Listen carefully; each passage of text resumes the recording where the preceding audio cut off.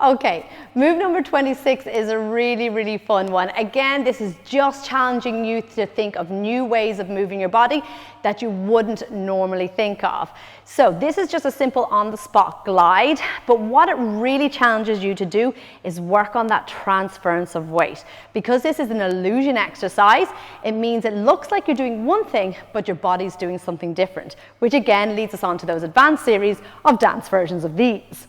Okay, so I'll turn a little bit sideways and go through the different points. So essentially what you're doing is you're lifting up one foot and you're placing it on the floor, and then you're sliding it back. So you're lifting it up and placing it, and then you're sliding it back.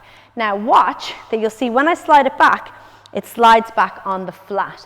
So a little exercise I do here is just to scan that foot on the floor and see if you can take all the weight into the other leg without lifting this one up. But you kind of have to practice with your tension and with your weight transference a little bit, because too much into that, you can't move it. Too much and it'll float around in the air and you'll fall over. So just kind of scan it and see how that leg, is one leg easier than the other?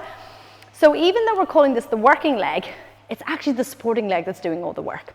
Okay, so let's start off with your right leg, place it out, and then just slide it back. This is just your preparation, and slide it back, place it, and slide it. Now I'm taking my weight forward and pulling it back because this helps with the illusion in a minute. Okay, I'm taking it forward, I'm pulling it back, taking it forward, and pulling it back. Okay, now here's for the tricky bit. When you're sliding this foot back, the other foot comes off onto the ball of the foot. Now the ball of the foot is just that padded area in front of the toes there. So you really want to kind of practice, can you balance on the ball of the foot? But do be careful, because when you're in the air, your knee is a little bit unstable like that when your heel is off. So that's why the 2 feet are good to work together.